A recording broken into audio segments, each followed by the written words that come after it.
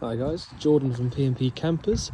I'm just going to do your handover video on this Hymer B584. It's based on the Fiat Ducato chassis, and you can see there it's 2006 model. So to actually release the bonnet, first of all, this is a left-hand drive model, so the bonnet release handle was just there, but I've had to move it over to here. The previous one was broken, so I've had to fit a new cable. So the actual bonnet release is just there, just so that you can see where that is. So what I'll do is I'll start here under the bonnet. So we've got the engine battery over on the left hand side just here. Engine coolant sits in this big reservoir at the top. Power steering fluid is in this reservoir here at the front.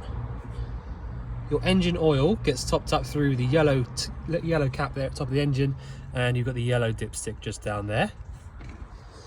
You've got the chassis plates and air conditioning information just there. Fuses and relays underneath behind this cover, and some more in this little box just here. You then got the brake fluid over here on the right hand side because it's a left hand drive vehicle, and your air filter sits inside this little box just here. And the last reservoir to point out is the washer fluid down here on the right. So that's it for under the bonnet really. There's not really a huge amount more to run through, if I'm honest. Your diesel filling point is this one just here on the near side front. Nice and easy to get to.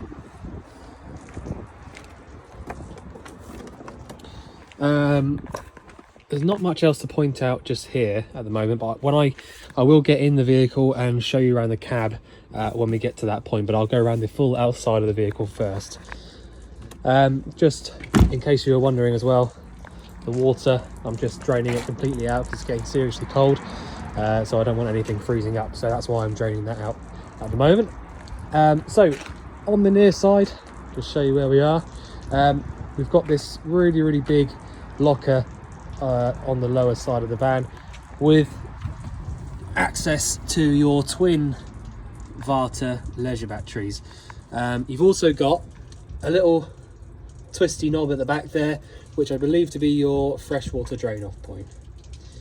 You can see the pipe just here comes in from the freshwater filling point, which is just there. So you take that blue cover off and you can fill the fresh water up from there, nice and easy.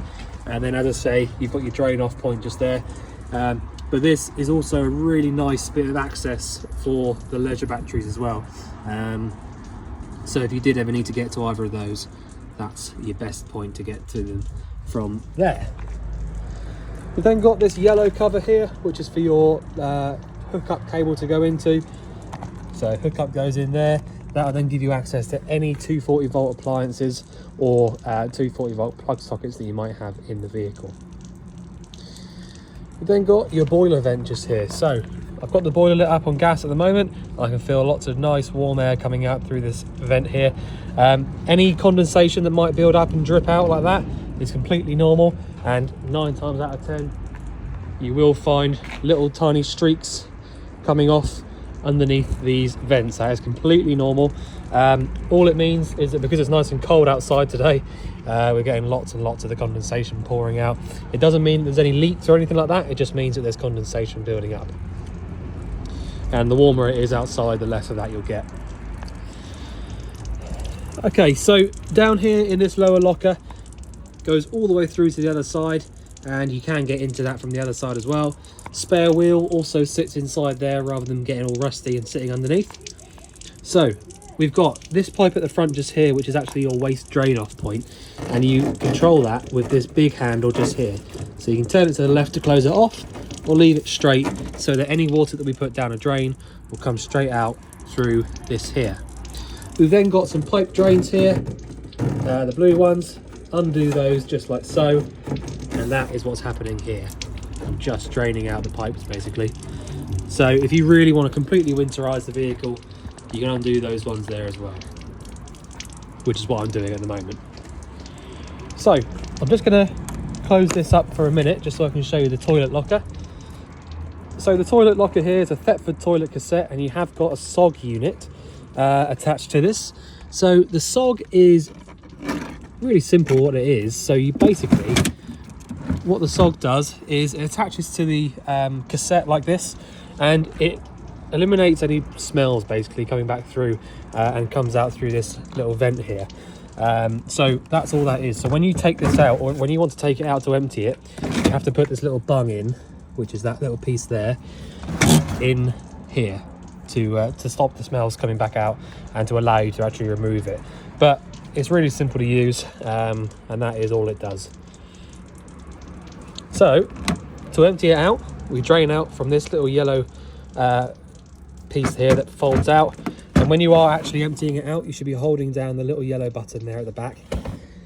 Other than that, you need to try and keep on top of lubricating this rubber seal here, because that is the seal that separates the cassette from the toilet, and you don't want that leaking.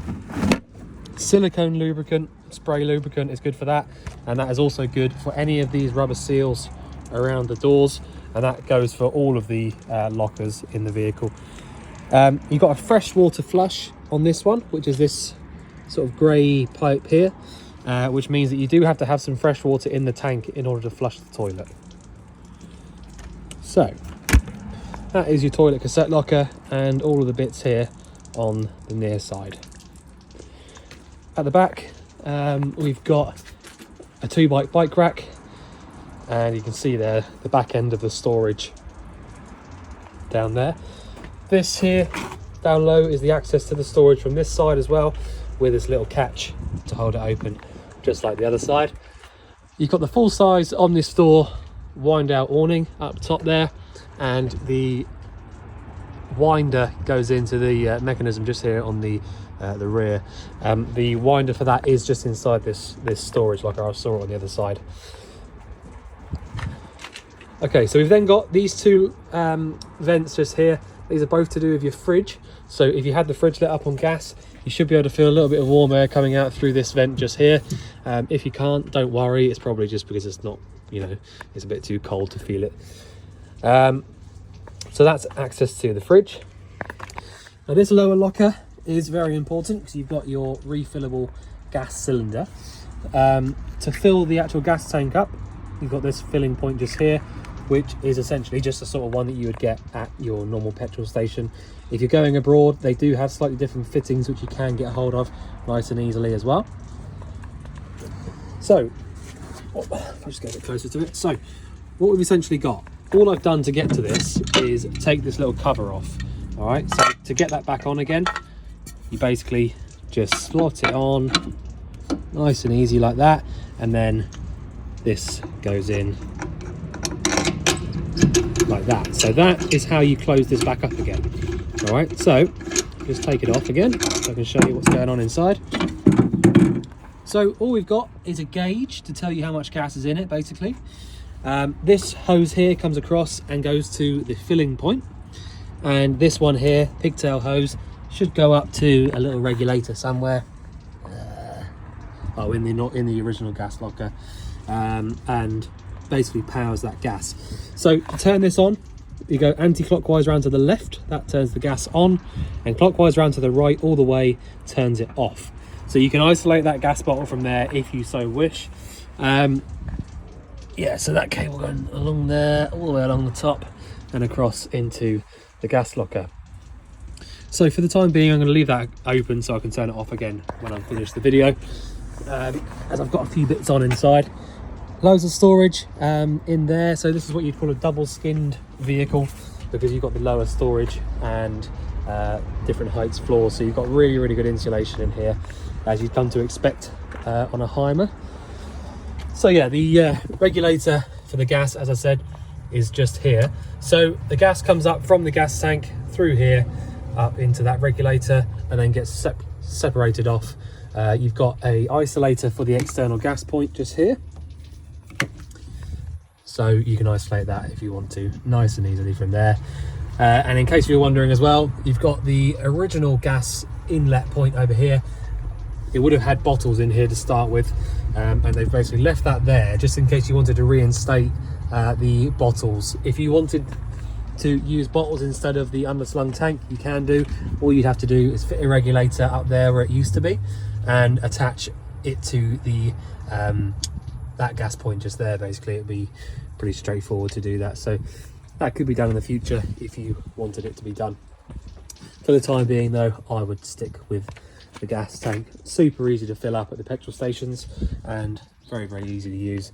There is a gauge on the driver's side which tells you how much gas is in it at any time, which I'll show you now. So if I jump in, I've had the heating on in here for about 5 minutes before I started the video, so 15 minutes, and it is already really nice and warm in here. And I'm not just saying that, it actually is absolutely freezing outside, nice and warm in here. So quite glad to be on the inside part now. So the gauge I was saying about is down here, so you can have a little look at the gas level there if you want to. And you got a little button underneath there for the step. So if you want to bring the step in, probably heard it just there. So it means you haven't got to go all the way to the back again to bring the step up. So because this is a Hymer, it's got a really high spec in the cab. To put it into context, when these cabs were being built, so the 2001 to 2007, these cabs are being made, things like cruise control, which is on this steering wheel here, air conditioning, all that sort of stuff was by no means standard. And in fact, it's very rare to find a vehicle with cruise control on the steering wheel here and the air conditioning. That's you know, almost unheard of nowadays. Anyway, so you've got as I said, you've got the cruise control here, so you can resume from there, go up and down on the speed, and your on and off switches over here. Really simple to use but very effective. Air conditioning is from this little switch just down here. You've also got the ASR switch, which I think is to do with the sort of traction control, which again is another thing which was not a standard thing, that was an optional thing. Fog lamp front and rear, which again, even that, you know, they didn't always have the front fog lamps, I don't think. They used to just have the rear. And your hazard lights from there. A nice single DIN Kenwood head unit there. You can see it's got DAB, Bluetooth, all the standard bits and pieces you come to expect nowadays on there. You've got the electric adjusting mirrors from here. So you select which mirror you want to move and then move this like a little joystick, which again is another thing which wouldn't have been standard. Electric window on the door just there, and the other side is just a slidey one, so that's not got any power going to it. Lights overhead from these switches up here on the bottom of the bed. And also another nice thing is the fact that you've got the nice speakers up there on the dash. A lot of the time these sort of big dashes on the A classes are sort of lost a little bit, you know, so having these speakers up there is quite nice. Cup holder just there, which does fold away nicely as well if you don't want it made up. And yeah, so I think that's about it really for the cab. You got this Garmin, I think it's a sat nav just there, which is quite a nice thing that the previous owners left. I personally went and picked up this vehicle from the previous owner. I absolutely loved this thing. Took it, you know, really nice long distance holidays and used it for exactly what it should have been used for, which is always what you want. So, typical thing from a Hymer motorhome is really good access to lots of different bits and pieces on the van. So lots of these sort of floor hatches giving you access to this second skin that I was saying about. So you've got the 2 layers of floor, which gives you the ultimate kind of insulation, if you like. A lot of motorhomes, in fact most motorhomes that are built in a standard way, have essentially got this floor that we're sitting on now and then the ground underneath. Whereas with a Hymer and lots of Continental vehicles like this, you've got the twin floors, so you get a really nice airlock between the actual ground and where you're stood, which is the main difference. So this is access to your fresh tank, just in case you didn't know. So you can undo this lid here easier with 2 hands. Yeah, I can't do it with 1 hand, but that's really good access to your fresh tank just there. There may or may not be a little drain in there as well, but as I said, I think the drain is out in that battery locker. So that is really, really easy access to the fresh tank. There are also a few more, which I will just open up just in case there's anything else interesting. Waste tank, so you can get to the waste tank just there. And this is probably just storage access. Yep, so access to that storage locker that I was showing you and the spare wheel. So if you ever needed to get to this spare wheel, you can get to it from there, push it forwards and slide it out to one side. So there you go. So a nice layout in this particular vehicle, giving you the overhead bed at the top there and a really kind of sociable layout in here. So you've got the big settees on either side. To get these seats to fold down, you've literally just got a handle on each side. That's this piece just here.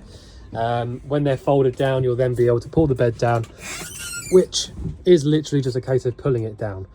There is a seat belt piece here to hold it in whilst you're driving, but yeah, really, really easy to use. Again, this is another thing that's easier with two hands. Okay, so because it's a Hymer and because it's, you know, such a sort of formidable brand, there's lots of little things that you'll find on here that are Hymer branded. Even the Skylight up here is Hymer branded, and these are very, very easy to use. Just wind it like that, and these sort of come up and go back a little bit, which is another nice thing about these. If you can see there, coming up a nice way. So you get loads of natural light and a really good breeze coming through there if you do want it. And I'll wind that back down now. You've got another one of these in the bathroom. So keep going till it sort of comes to a natural stop like that. Really nice light there. It doesn't look like much at the moment because it's daytime, but at night that'll be really effective. Switch for that is just here. All right, so I'll switch that off for the minute because I don't actually need that on. Okay, so I'm going to run you through the control panel now. The control panel is up here above the door. You can see there, just in case you ever wonder in the future, Applejack Engineering is a company that basically take electronic appliances from motorhomes and caravans, sort them out and send them back. So at some point, somebody has had an issue with this control panel, but because you've got the Applejack thing there, you shouldn't ever have any issues with it again because they've sorted it. Just in case you ever wonder what that was. Right, so you've got a main on and off switch for this control panel here where it says 12 volt and it's got an open circuit symbol. So if I press that, anything 12 volt should be switched off. For the time being, I've got it switched on so that I can show you a few bits on here. We've got the fresh water level there, fresh and waste, so that's the fresh water level, and that's why it's saying alarm. So the alarm is telling you that the fresh water is empty, and we've also got empty on the waste. Battery voltages, so we've got 12 volts in the leisure batteries and 13 volts in the engine, which is absolutely perfect. So we can then flick through to go back to the home screen. We can adjust the external temperature one is wrong obviously, but 9.5 degrees inside.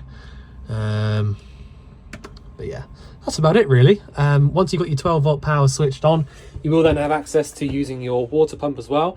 The 12 volt power being switched on automatically switches on the water pump power.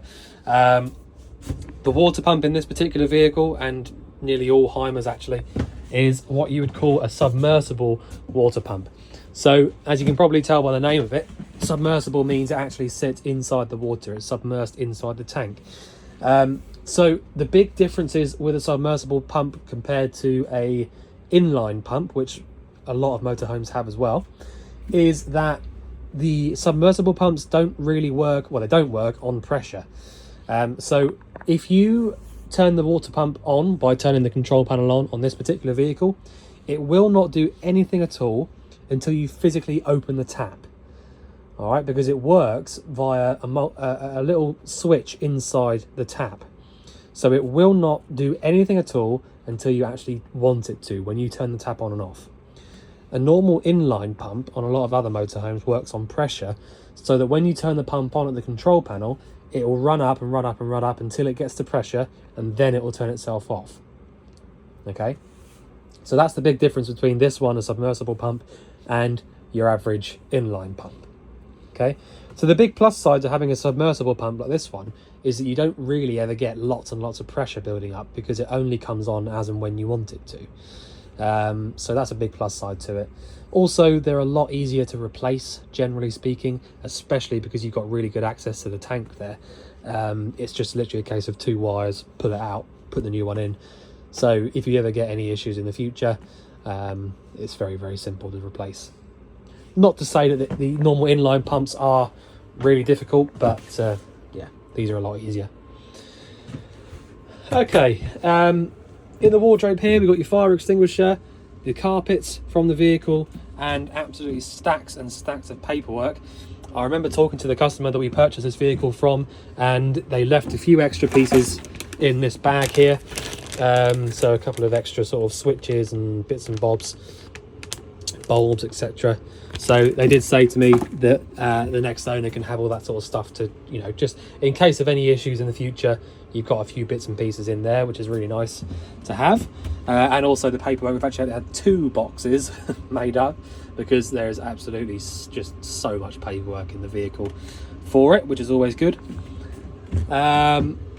The tilt and turn TV aerial is just there, so you loosen that nut up at the top and then push it up and turn it as and where you need to get a decent signal. Down below this wardrobe, we've got access to the boiler. So the boiler itself is very, very simple. You've got a PCB for it just inside this cover here, and the boiler drain off point is the thing that I lifted up just then. So the actual drain off there is an electronic drain off point, so it's an automatic dropout valve. All right, so when it gets to a sort of 2 or 3 degrees, it will drop all the water out from inside the boiler to save it from freezing up. Okay, so if you are actually wanting to use the van and you're in the, you know, freezing cold, and you're sort of wondering, well, how can I actually fill the boiler up then if it's really cold outside? All you have to do is turn the heating on, which I've done at the moment. All right, I'll show you how to do that in a minute. So just turn it on heating only, and then once you've had it on for a few minutes, you will then be able to lift this tab up and it will stay up, because it's basically being tricked into thinking that it's warmer than it is outside. So you have to lift that tab up all the way up until it stops, and then any water that you put to the boiler will actually stay in the boiler. Otherwise, if it's down, any water that gets sent to it will drop straight out through that drain off point. Okay, you've then got your 240 volt trip switches just inside there. Really easy to get to. Again, don't be put off too much about all this sort of pipe work down here. It's actually not as complicated as it looks by any means. The only reason there's lots of pipes is that the boiler is obviously where the hot water comes from, and it has to go to a various number of different places. So that's why there's lots of pipes, but it's really not as complicated as it looks. So yeah, really good access to the boiler. I think that's one thing that I've always realised about Hymers. For people like me that have to work on these vehicles a lot, Hymer is something that I would always, you know, if I had the choice over this or something else to work on, it would always be this, because I know there's always going to be really good access to all of the difficult things to get to. So it's always a big plus side to the Hymers. So on the topic of the boiler, we've got the boiler controller here. So this is a gas only boiler, doesn't work on mains power whatsoever, so you do have to have your gas switched on in order to use this. So at the moment, as I said down there, I've got the boiler on heating only, which is this little one here. Okay, so the one that's just literally got a little gas flame in it is heating only. If I went down to the very bottom to gas and hot water, it would give us heating and hot water at 60 degrees. All right, so that's if you've made sure that the boiler's full of water, which I'll show you how to do in a minute, and you want the heating on. All right, so heating and hot water all the way down, heating alone once down. Back to the middle, turns the boiler off completely. If you go up 1 or up 2, that'll give you hot water only, so no heating at all, just hot water, and that's either at 40 or 60 degrees. So for the time being, I want the heating on. All right, so I've just gone once down, And then you can basically just choose how powerful you want this to come on and off from the dial in the middle. All right, so that is your boiler controller there. And as I briefly said there, you do have to make sure that the boiler's full before you start trying to heat the water up. So the only way to do that is to, first of all, make sure that your control panel is switched on, and then come over to your sink here. So before you even do that, you need to make sure that you've got water in your fresh tank. So for the time being, I know for an absolute fact that the boiler and the fresh tank are empty. So the reason I knew the boiler was empty was because the boiler drain was down when I got to it a minute ago. I also know that it's empty because I know that the fresh tank is completely empty because I've just drained it out outside. So in order to actually fill the boiler back up again, I need to go around and turn off all the drains, close them off, fill the fresh tank back up again. And then once I've done that, I'll come over to the tap here and do what I'm about to show you now. So all you have to do is pull the tap like that, cold, and then through to the hot, and basically just wait for the water to come through nice and clear. When you first turn it to the hot side, you will have to wait about a minute or two for the water to get through and fill up the boiler first, and then it will come through here and start coming out the tap nicely. Until it starts coming out through the tap quite nicely, the boiler isn't full. All right, and as I said, it's really important to make sure that boiler is full up before you start trying to heat it up. You know, the water anyway. It's absolutely fine to use the heating like I am at the moment, which is 1 down on the controller, if the boiler isn't full. Although I would always still make the point that if the boiler hasn't got any water inside of it, it will get far, far hotter than it would if it had 10 litres of water in it. So, you know, ideally, in an ideal world, the boiler would always be full, okay? But obviously, because of the temperatures, especially here in the UK, it's just not possible. So sometimes you're going to have to drain that out and fill it back up again by pulling the tap, like I've just shown you there. As soon as that water starts coming through that tap there, nice and clearly on hot and cold, you can switch it off and know for an absolute fact that the boiler is full. If the boiler hasn't got any water in it, I can promise you, you will not get any water coming through nice and clearly on the hot side of the tap. So that's how to sort of double check. All right, so that's the hot water heating and the boiler covered. Assuming that you got the gas switched on, you can use the 3-burner hob. So you've got an ignition for that, and the dials just here. Just blow that a little bit to get it on. There you go. So you've got your 3-burner hob just there with the ignition. And again, I feel like I'm sort of going on about it a little bit, but even things like that, having the ignition here on the 3-burner hob, not many vehicles have the actual specific ignition. So whoever bought this vehicle brand new went for a nice high spec, which is always a good thing to look for. So we've got nice overhead lockers up here, loads and loads of storage. Down low we've got so these are both SMEV appliances, the 3-burner hob and the oven slash grill. So to use the oven, we go around to the left whilst pressing on the ignition, and to use the grill, we go in and round to the right whilst pressing the ignition. We've got a light inside, and you've actually got the rotisserie part as well, which spins around, a little thing that you can have fitted inside. Okay, these drawers are a little bit unusual. Well, not for Hymers, but just in general. You've got the gas isolators just in there telling you which one does what. But to close these drawers, you have to use this little thing up here. So at the moment, they're all locked. Twist this at the top whilst trying to open them, and you'll then be able to open. All right, so you need to have 2 hands ready to do that, but there you go. Okay, and the last bit to run you through is going to be the bathroom. Loads of natural light coming in through this big skylight up here for the bathroom. So you've got the nice little separate shower here, so you can sort of cover this off completely to use it. Pretty simple, hot and cold, left and right for the shower, so I don't tend to run through that really. The sink, same again for that. The only thing I tend to actually run through is the toilet, because some people haven't used one of these particular ones before. So as I was saying outside, you do need to make sure that you've got some water in the fresh tank in order to use this flush. And you've got the drain off point just here, which is this little grey handle. Pull that towards you and that'll open up this flap. So that opened and closed just then. Because of that soggy that you've got on it as well, when you open up that flap, it starts the fan up and gets rid of that smell. So that's just sort of how it works. Keeps it nice and fresh, if you like. So yeah, having all of that already fitted is a big bonus, because that's always stuff that people might look into doing in the future. So you don't have to, basically.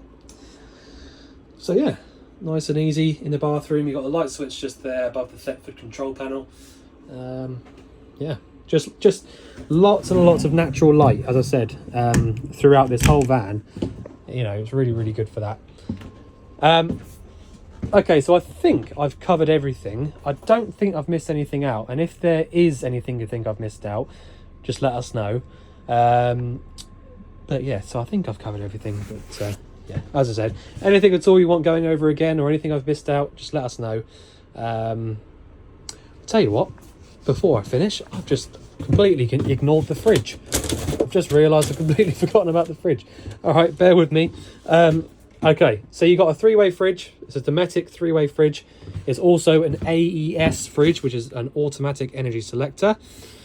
So, Dometic three-way fridge. So you can either use it on gas, 230 volt, which is your hookup, or 12 volt, which is when your engine's running. You can also, if you want to, on this particular one, choose auto, and it should select gas for us now. We wait a second. There you go. So that'll light up.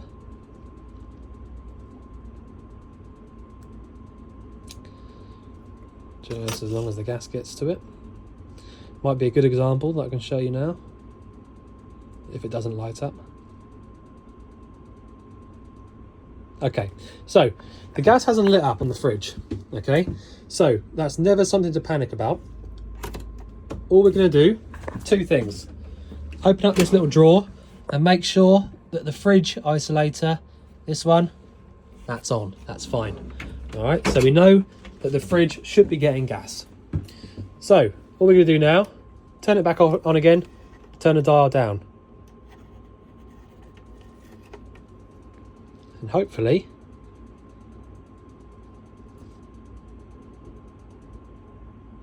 there you go, fridge is lit up.